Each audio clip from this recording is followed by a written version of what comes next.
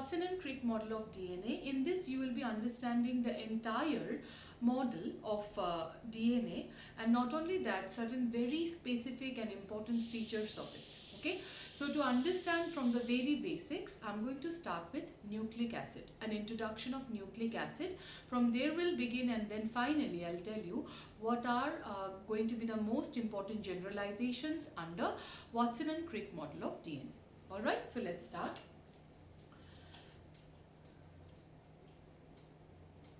Nucleic acid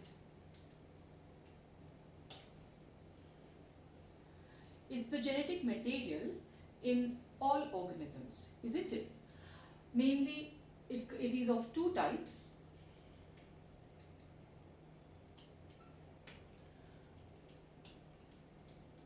RNA and DNA. You would be surprised to know that the first organisms that evolved had RNA as the genetic material. But later on, when it was found that RNA is not stable enough to store the hereditary information, it underwent certain kind of changes, okay, or modifications, and that finally became the DNA. So we can say that a better version or stable version of RNA itself is DNA. Okay. So be it RNA or DNA, they are made up of three things in common. 1. Pentose sugar. 2. Nitrogenous bases. And 3. Phosphate residues. Alright. Now, the pentose sugar that is present in the RNA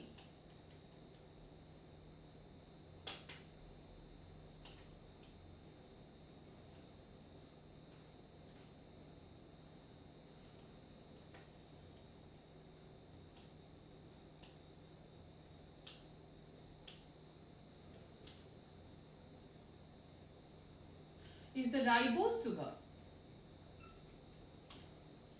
Okay, it is a ribose sugar which is present in case of RNA. Whereas the sugar present in the DNA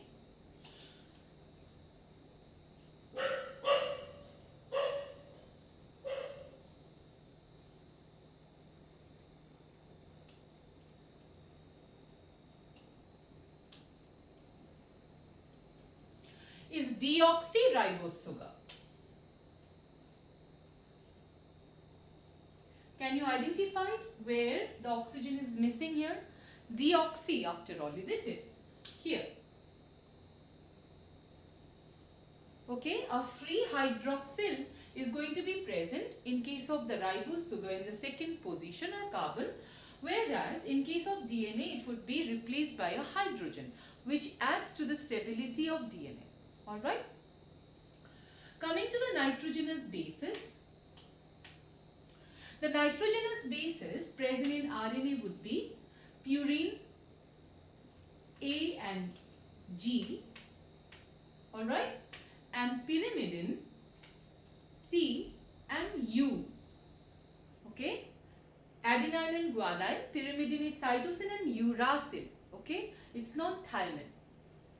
But of course, for DNA, you know, its purine would be A and G, and pyrimidine would be C and T.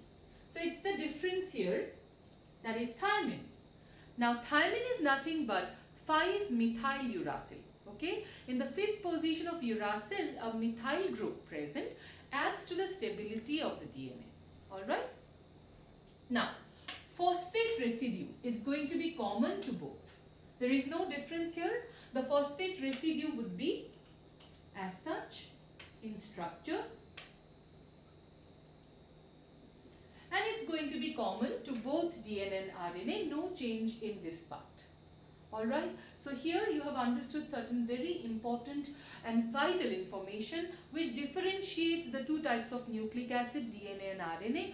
RNA was the first genetic material that was evolved, but later on, because it was unstable, it had to get converted with certain modifications into DNA. And the basic differences are, instead of a free hydroxyl, a hydroxyl in the deoxyribose sugar in the second carbon. Also, another important difference is that in the DNA we have not uracil, rather 5-methyl uracil, which adds up to its stability. Alright, phosphate residue is the only thing that's common between the two structures. Fine.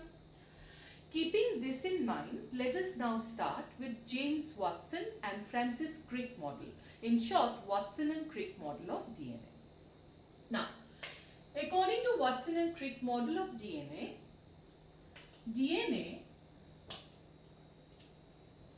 is made up of two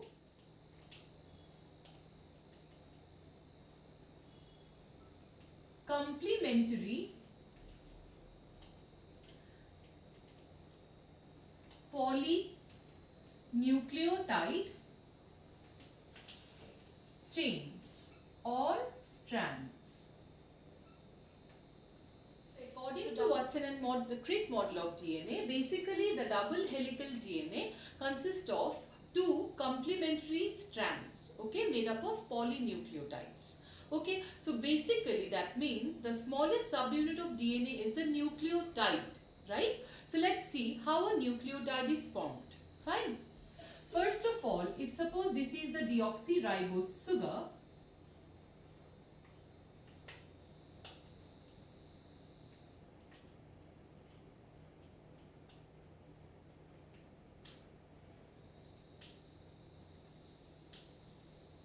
this is the deoxyribose sugar, isn't it? With the sugar, in the first carbon, a nitrogenous base, be it adenine or guanine or cytosine or thymine, it will come and join in the first carbon where the free hydroxyl is present. Okay? This free hydroxyl will be reacting with the nitrogenous base, hence forming here a N-glycosidic linkage. And by the formation of a N-glycosidic linkage,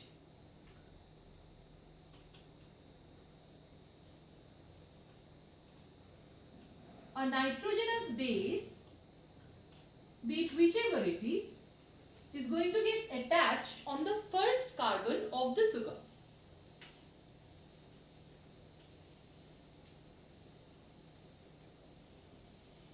Alright, now for N-glycosidic linkage, there would be a slight difference between for purines and pyrimidines.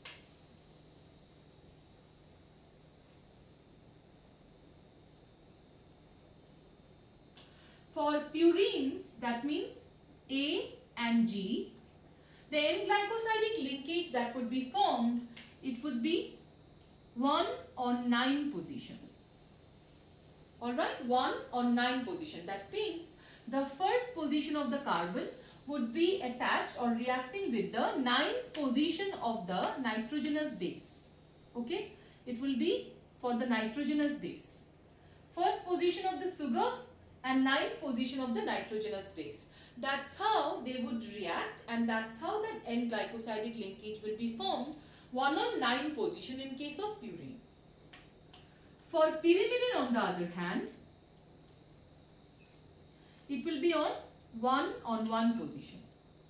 That means first position of the sugar and the first position of the nitrogenous base would react, forming the N-glycosidic linkage in case of pyrimidines. Do remember, for purine it is 1 on 9 position glycosidic linkage formed, and for pyrimidines 1 on 1 position. Alright. So now we have a structure. This structure is what then? Nitrogenous, that means this structure is a sugar plus nitrogenous base, isn't it? Sugar plus nitrogenous base is called nucleoside. Do remember here, we have not reached nucleotide yet. Okay, it's called nucleoside. So with the nucleoside, when phosphate residue will add, that will become a nucleotide. Understood? Now, before we move further, I would want to say something about purines and pyrimidines. See, purines, you should know one thing. Purines are 9-membered double ring structure with nitrogenous base, with nitrogen in 1, 3, 7 and 9 position. Okay, it is 9-membered double ring structure with nitrogen found in 1, 3, 7 and 9 position, whereas for pyrimidines it is a 6-membered single ring structure with nitrogen present in 1 and 3 position.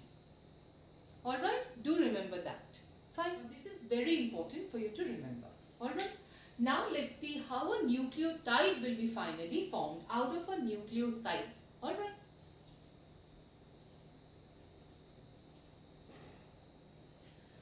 So,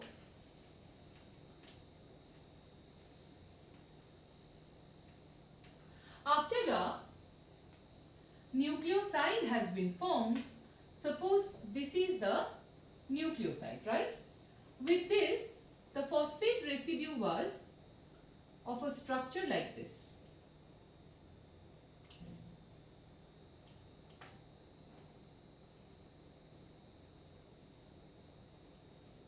Isn't it? So here what would happen, you see, the 5th carbon of the sugar has a OH group here, right?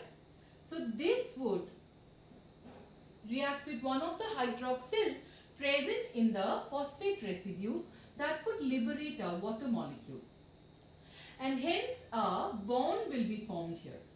And this bond is going to be referred as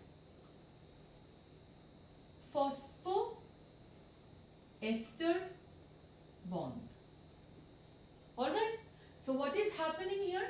The sugar is going to join with a nitrogenous base with the help of a N-glycosidic linkage. Likewise, this is going to form a nucleoside. Okay, sugar plus nitrogenous base is called nucleoside.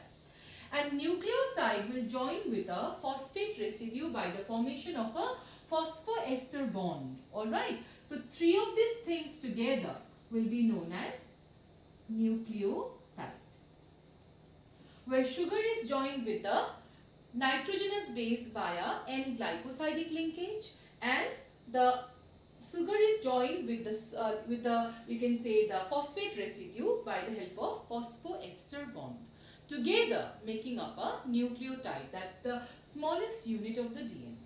Alright. Now, many nucleotides will have to join one by one together, making up a polynucleotide strand, isn't it? So, let's see how one nucleotide joins with another, forming a polynucleotide chain. Okay? So, see here. Suppose this is a adjacent nucleotide. Okay? This being the first nucleotide, this being the second nucleotide.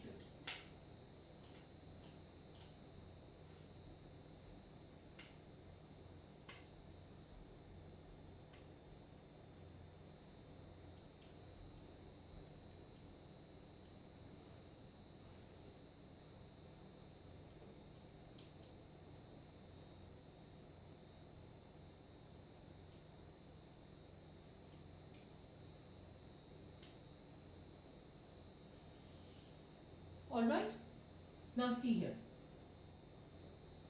This being one of the nucleotide and this being the second nucleotide. How they are going to join together? See, in the first nucleotide there is a free hydroxyl present in the 3rd carbon. Likewise, in the second nucleotide there is a free hydroxyl present in the 5th position, isn't it? So they both will also react, again liberating a water molecule, again giving rise to a bond here, and this bond is another phosphoester bond. Together, this being one phosphoester bond this being one phosphoester bond, together forming phosphodiester bond.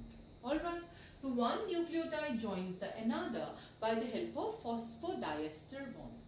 Alright, understood this properly? Fine. One sugar will be adding up with the nitrogenous base via glycosidic linkage. Likewise, it will be joining with a phosphate residue via a phosphoester linkage. And when one nucleotide join with the next one, that is also by another phosphoester linkage, forming a phosphodiester bond. Is that clear? One being here, one being here. Clear? Properly? Fine? So this being a very, very important part for you to understand. Let's now see, let's now see how two strands would be running anti-parallel to one another and how we will decide the polarity of the chains. Means, see here. I am making certain nucleotides first so that it becomes very clear to you.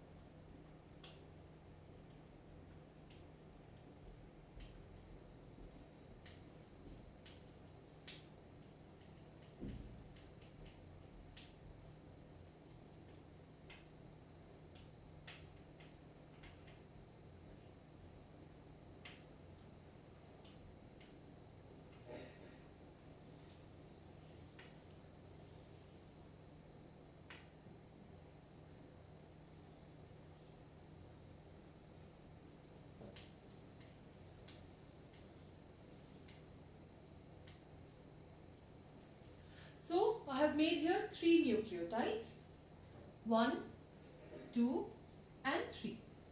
And you know very well that here they would be undergoing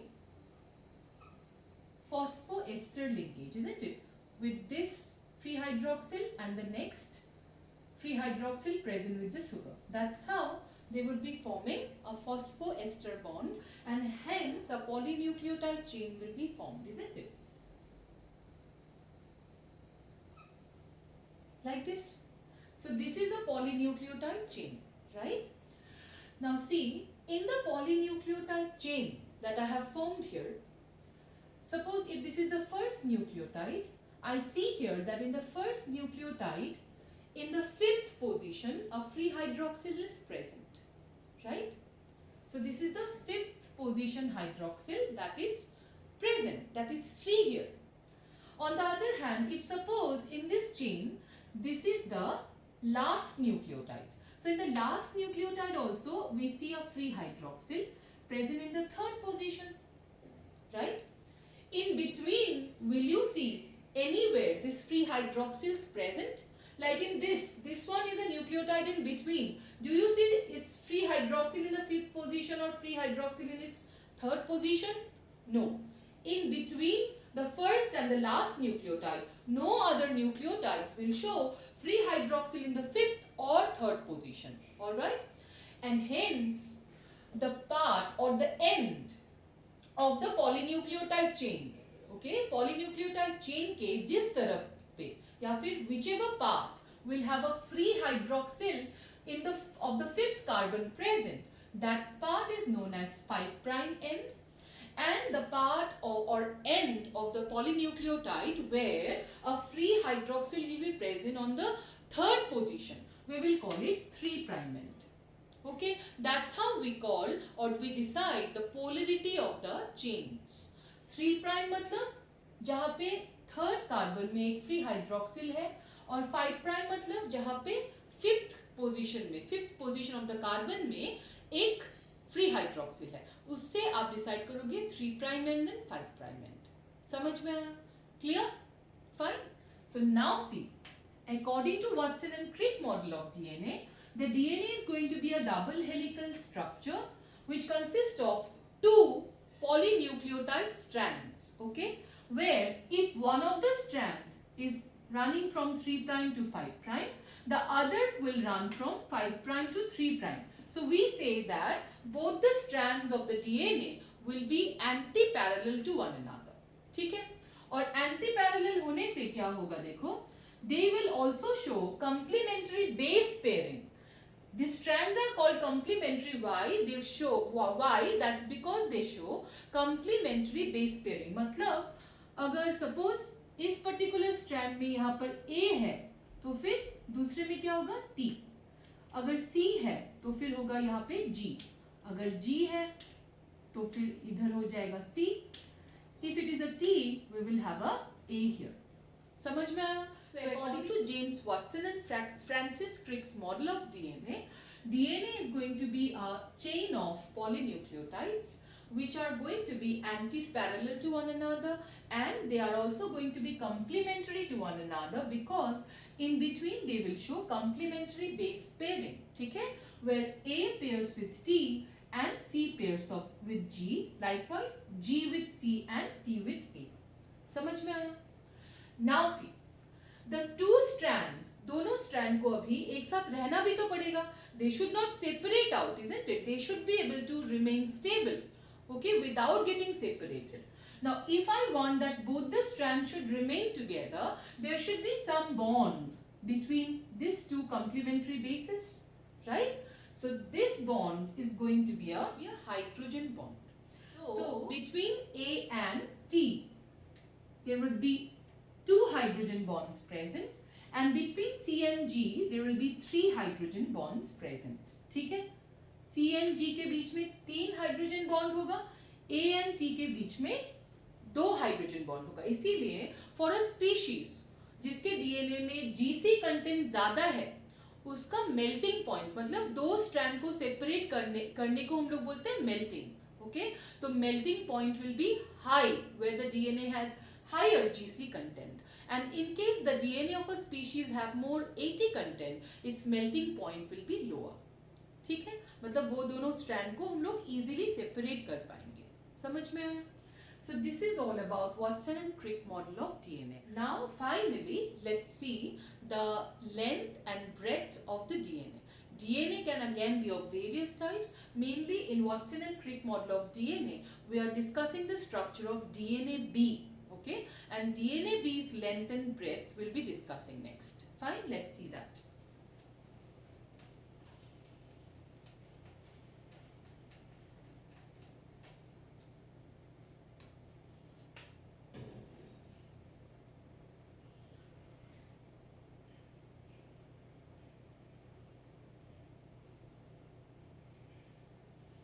This is the DNA under the James Watson and Francis Crick's model.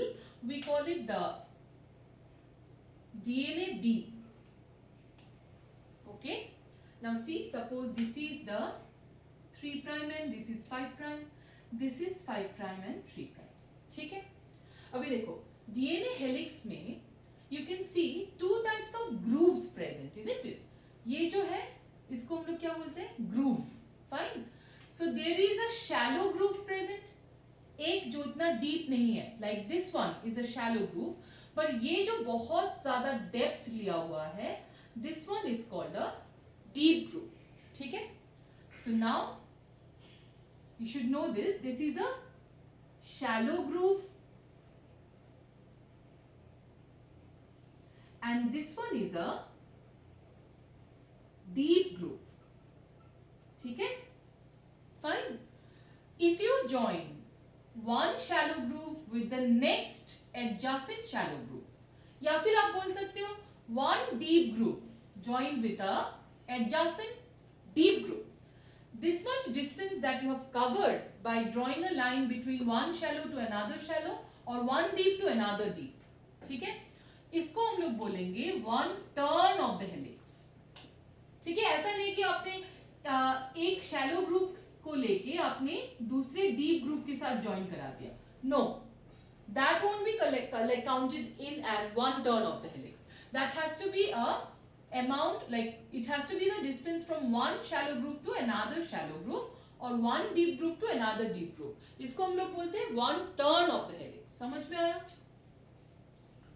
So one turn of the helix for DNA B or for Watson and Crick model of DNA has 34 Armstrong of length, whereas the breadth of the DNA is taken to be 20 Armstrong. ठीक है, और also another important thing is that one turn of the helix equals to 10 base pairs. So one turn of the helix has 10 base pairs and its length is 34 Armstrong. तो इसका मतलब what will be the distance between two base pairs? 34 divided by 10, that is 3.4 Armstrong, isn't it? तो two base pair के बीच में जो distance है that is 3.4 Armstrong, and that's what was suggested by 3.4 Armstrong periodicity by Maurice Wilkins and Rosalind Franklin as well, isn't it? So this is all about Watson and Crick model of DNA. All of you are clear about it? Fine. So I hope all of you are clear about it. So with that I complete the class here itself. In the next class we'll start with DNA packaging.